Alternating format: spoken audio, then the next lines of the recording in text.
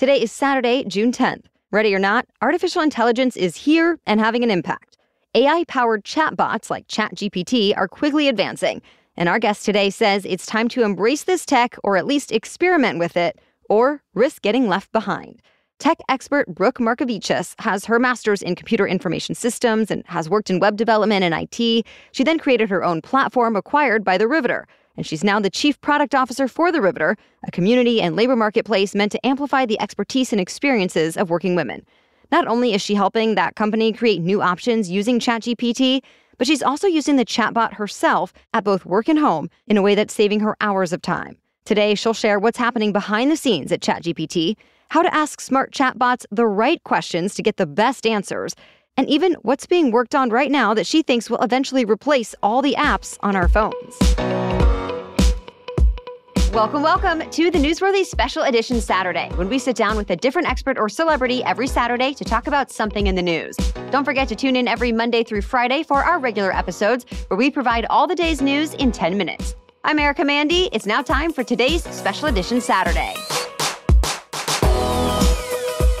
Brooke, thank you so much for coming on the Newsworthy. Thank you for having me. So first, there are a lot of AI tools out there. Why do we all seem so enamored with ChatGPT above the rest? It's getting so much more attention than anything else. I think one of the reasons is because it has probably the easiest interface out of all of them right now. It also has pretty much gained the most data out there at this point. OpenAI that founded ChatGPT, they have been around for a while now, and they also have a pretty big backing from Microsoft. So they're a pretty big player in the space. And just to clarify for people who are just getting used to what this is, can you explain how it really is different than a lot of the other tools, including even like Apple's Siri and Amazon's Alexa? Alexa and Siri, they really are kind of just a voice assistant that has been around for a while. And what ChatGPT kind of takes to the next level is it's really integrating way more data.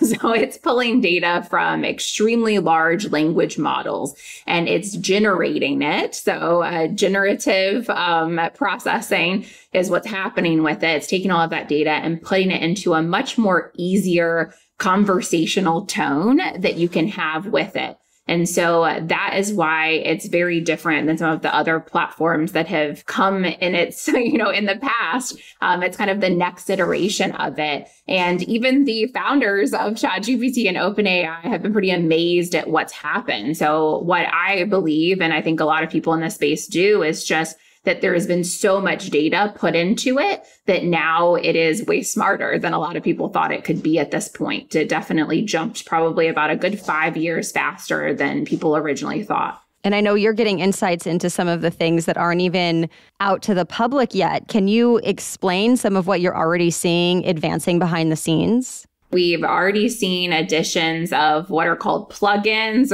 and also browser extensions. That are basically essentially like bite-sized AI functionalities that can be integrated anywhere. So there's one for shopping your groceries, or there is one to help you with almost like a Duolingo to help you with your language.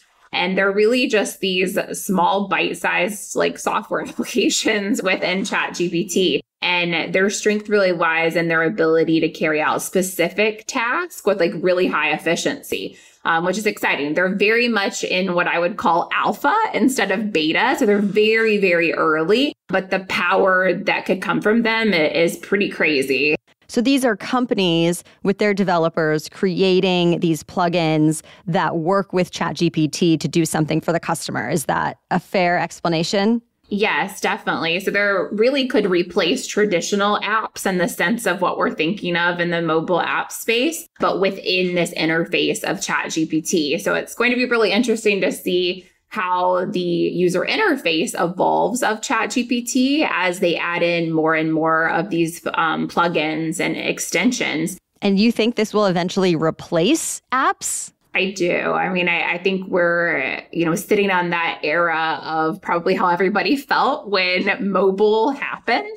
And this is the new development. Everybody is chasing building these plugins. I know we're building one right now at the Riveter. All the companies that, have access to OpenAI are really trying to get something out there.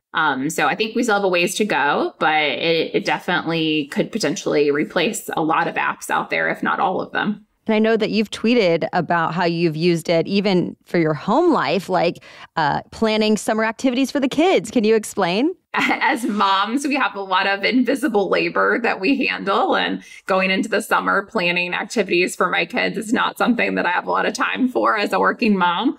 And so I asked ChatGPT to help with it, told it a lot of information about my kids, my family, how many weeks I needed some help and support for. And it created a whole plan all the way down to the shopping list that I could just plug in, to Amazon or anywhere and go ahead and purchase what we needed to make those activities happen. Let's talk about the questions you ask, because to get the answer that you're looking for, it really is all about the question you ask it, right?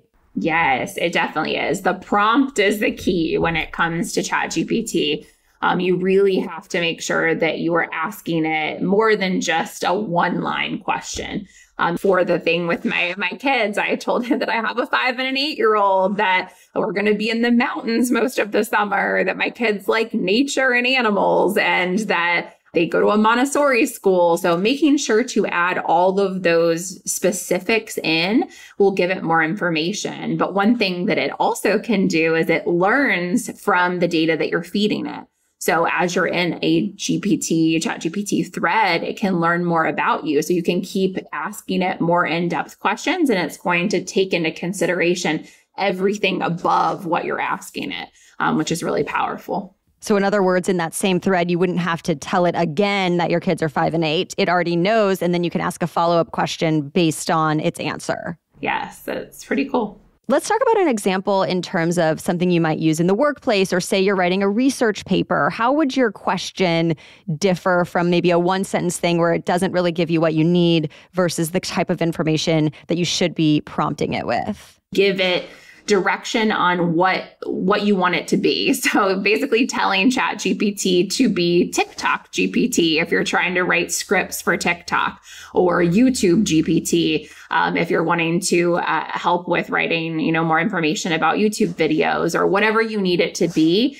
Even developmental editor for I'm writing a book right now. So helping it to give me some help with figuring out structure for my book. So if you give it that context, it helps along the prompt a lot more efficiently. I mean, it kind of reminds me of when Google and these search engines first came out. We all had to learn kind of the best ways to search for what we're looking for. This is kind of an advanced version of that, right? Yeah, definitely. I mean, even like search engine optimization, there were so many companies, and still are, that, just focus on SEO and helping you with SEO. And I think now you'll continue to see more and more people just helping you with prompt writing.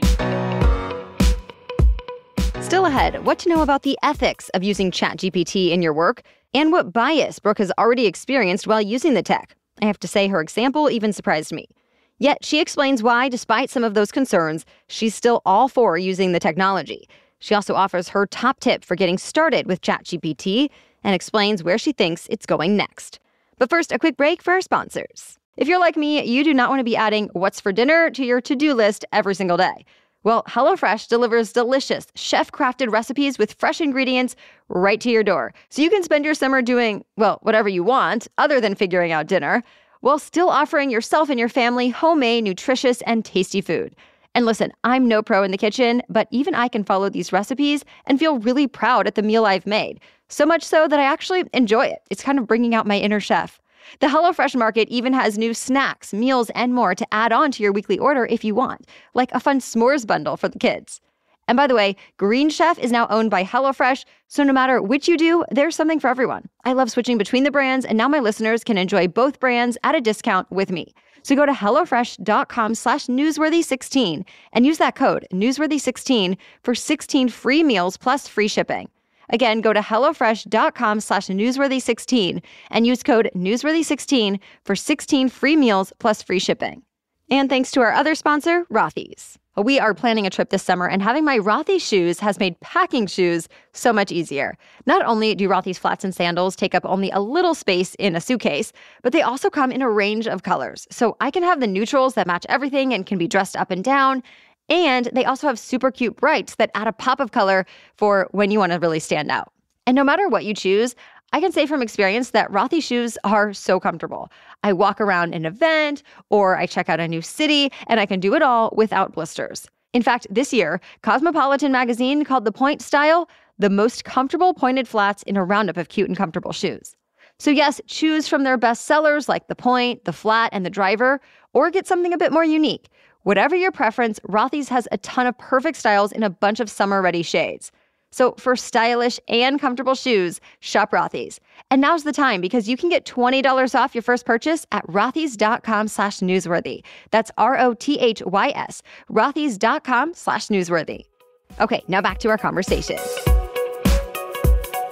What do you think when it comes to the ethics of this? How transparent do people need to be when they're using this tool? I mean, we don't necessarily say when we've used Google, right? But do we still need to be saying when we've incorporated ChatGPT into our work? If I write a blog post and I want it to help me with some editing or developmental structure and I put it into ChatGPT, it very rarely knows that there was any AI support there. So I just look at it as if you're using it for editing purposes, you're using it for support purposes, then I don't really see the need to share that you're using ChatGPT because that's just you using, like if you were hiring an editor, but for free, basically. But I think when you're using it on a more extensive note or not adding your own information in, that's when it starts to get a little tricky. I know a lot of schools and businesses are weary of having people use it for security purposes too, which I think is a valid concern. But I think if people aren't using it and ignoring it, they're going to be left behind because it is massively moving forward. And at this point, at least, accuracy and biases are still a concern. Yes, for sure. And for accuracies, you definitely want to make sure that you're, cross-referencing and checking it before, utilizing it. It's only going to be able to give back to you the data that it's been given. And then as for bias, I mean, mostly men have been building AI and putting together all of the data for all of this for years. And so I know it's a big passion of mine to be building in AI and to be working on data that's being put into these large language models, because if women aren't having a say there, it is going to be bias. A very simple example of this is if you ask it to do just about any market research or branding stuff on a female-founded company, it will always use the word empower every single time. But if I ask it for a male-focused company, it will use strength and more masculine wording. And I even asked it today to give me some information about and market research on working women. And it said it didn't have enough information to give me a full response, which is it's wild to me. So we really need to make sure that more building is being done by a diverse group of people in the space, as well as the data that is being put into these large language models has more representation. And as it gets used by more and more people in workplaces, are there any industries where you think conversational AI like ChatGPT does not belong? It's pretty much entered almost every industry right now. In healthcare, it's being used for tasks like patient engagement, medication reminders. It's really offering this cost-effective alternative to human labor, there's a lot to unpack there for maybe another episode, but it's already there. It's in the financial sector, using it for customer queries, even providing financial advice in some ways.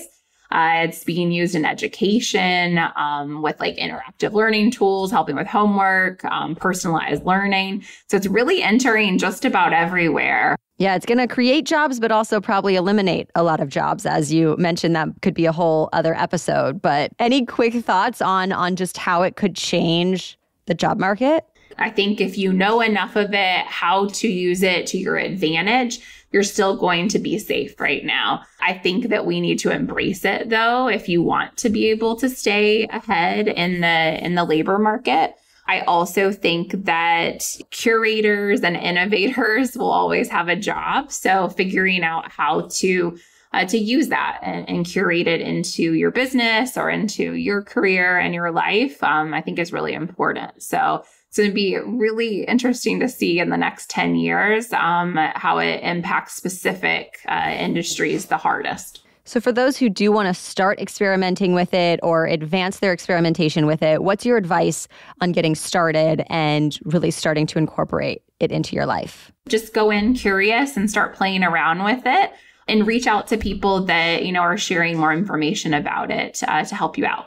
What do you think is the most misunderstood thing about ChatGPT and other smart chatbots? I think that a lot of people think that it can really analyze data, and it can't yet. It seems very smart. You get a response. You're like, wow, it did this. I can't believe what it did. But a lot of it comes from what you asked it to do, because you asked the right things for it to pull from the data.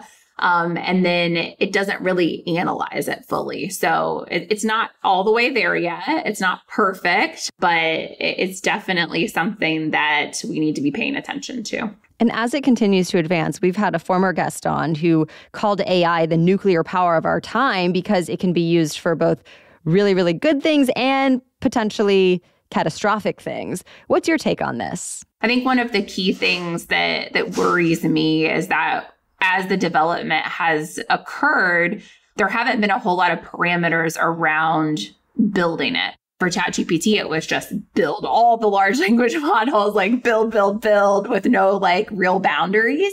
And that can get a little bit hairy and tricky. And so there's definitely some worries. I think there needs to be some sort of regulation. Does it need to come from the government? I'm not sure. But I think it's just more and more people being mindful and asking these questions and talking about it so we can really figure out what's the best path for us to monitor this and see how we can use it for good instead of for bad.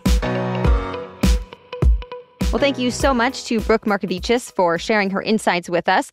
Check out her website where you can sign up for an email newsletter. And if you're interested in joining a network of working women and allies, learn more about The Riveter at theriveter.co. Stay tuned to The Newsworthy for the latest developments in AI and all the other news you need to know that impacts your life every day. Our 10-minute news roundups are available every weekday morning. So we'll be back on Monday with your next regular episode. Until then, have a great weekend.